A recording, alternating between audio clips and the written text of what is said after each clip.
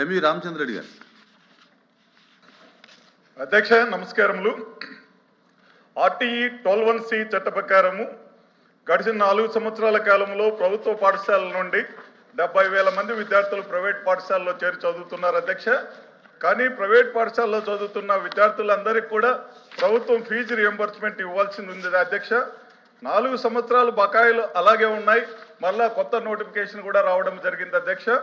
అలాగే అధ్యక్ష, కొన్ని ప్రైవేట్ పాఠశాలల్లో బాస్ బకాయిలు 4 సంవత్సరాల నుంచి దాదాపు 70 కోట్ల రూపాయలు అలాగే ఉన్నాయి అధ్యక్ష. ఆ బకాయిలు రాక ఆ బడ్జెట్ పాఠశాలన్నీ చాలా ఇబ్బంది పడుతున్నాయి అధ్యక్ష. మీ ద్వారా ప్రభుత్వాన్ని కోరేది ఏమిటంటే అధ్యక్ష, ఆర్టీఈ 12(1)C బకాయిలు వెంటనే చెల్లించాలని, అలాగే బెస్ట్ అవైలబుల్ స్కూల్స్ బాస్ నిధులు వెంటనే విడుదల చేయాలని మీ ద్వారా ప్రభుత్వాన్ని కోరుతున్నాం అధ్యక్ష. థ్యాంక్ యూ అధ్యక్ష.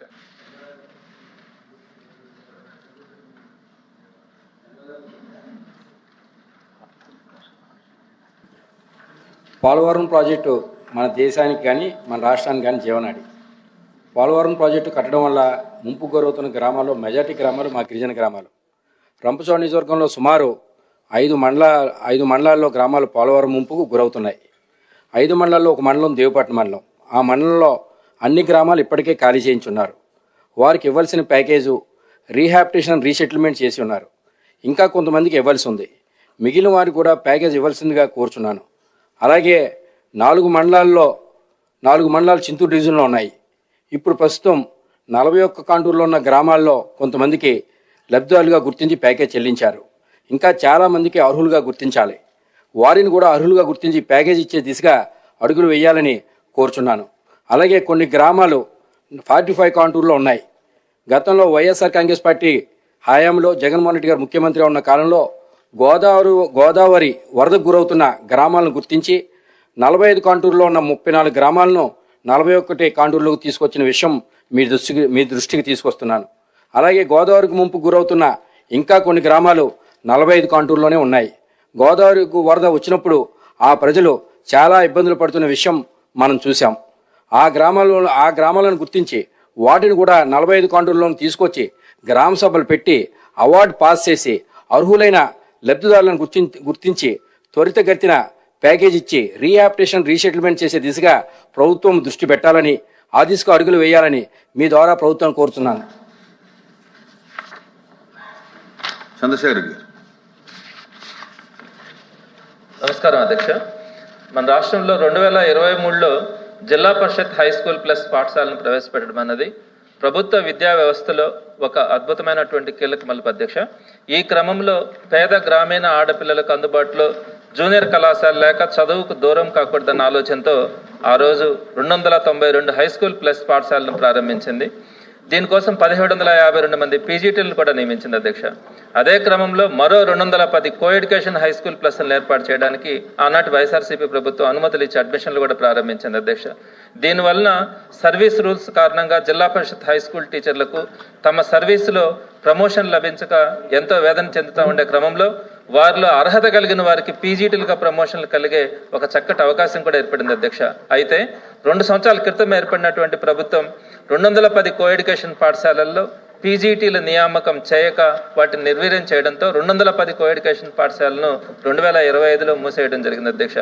ఇప్పుడు ఆడపిల్లల కోసం 2023లో ఏర్పాటు చేస్తున్న 292 హై స్కూల్ ప్లస్ పాఠశాలల్లో కూడా పీజీటీల్లో సుమారుగా 1000కి పైగా ఖాళీలు నియామకం చేయక వాటిని సైతం ఈ రోజు నిర్వీర్యం జరిగే ప్రయత్నం జరుగుతూ ఉంది అధ్యక్ష.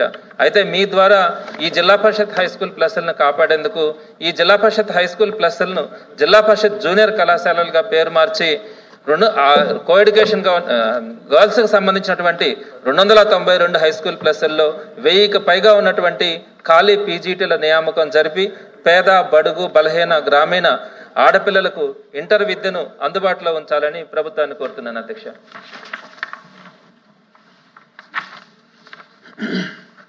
రాజమహేంద్రవరంలో కల్తీ పాలు వల్ల 4 మృతి చెందిన విషయంపై మంత్రి గారు ఒక ప్రకటన చేస్తారు. ధన్యవాదాలు అధ్యక్ష.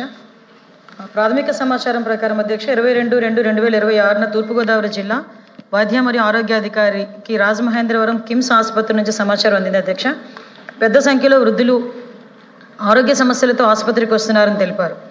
వాళ్ళు వాంతులు, కడుపు నొప్పి, మూత్రం నిలిచిపోవడము, డయాలసిస్ సమస్యలతో పేషెంట్లు వచ్చినట్టు గుర్తించారు అధ్యక్ష. లాలచెరువు ప్రాంతంలో చౌడేశ్వర్ నగర్, స్వరూప నగర్ చెందిన వారుగా వారిని గుర్తించడం జరిగింది. క్లినికల్ పరీక్షల్లో రక్తంలో యూరియా మరియు సీరం క్రియాటిన్ స్థాయిలు పెరిగినట్లు గమనించడం జరిగింది.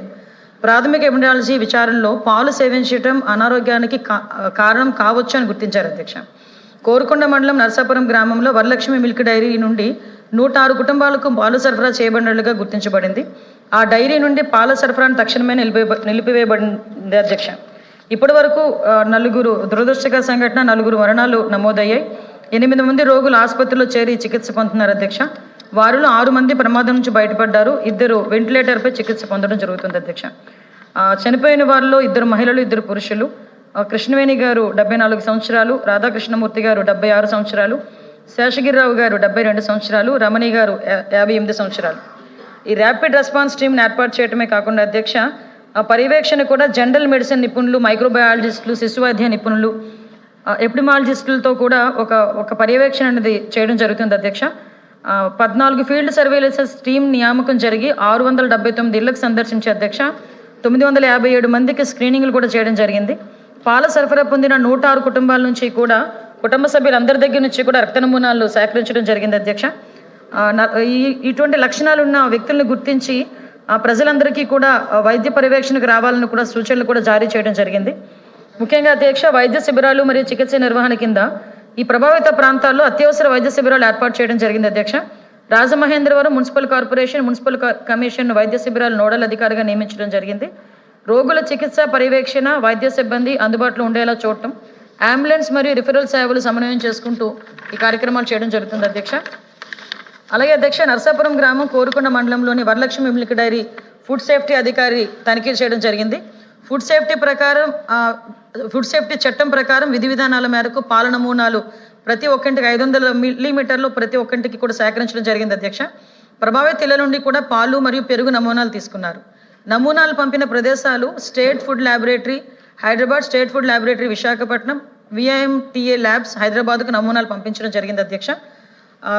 ఈ పోలీస్ శాఖకు సంబంధించి తాడి సీతారామయ్య, మృతురాలు శ్రీమతి తాడి కృష్ణవేణి కుమారుడు ఇచ్చిన ఫిర్యాదు మేరకు 3 టౌన్ పోలీస్ స్టేషన్లో రాజమహేంద్రవరంలో క్రైమ్ నెంబర్ 90/2026గా కేసు నమోదు చేసి సెక్షన్ 194 BNSS మరియు సెక్షన్ 174 CRPC కింద కేసు కూడా నమోదు చేయడం అయింది అధ్యక్ష.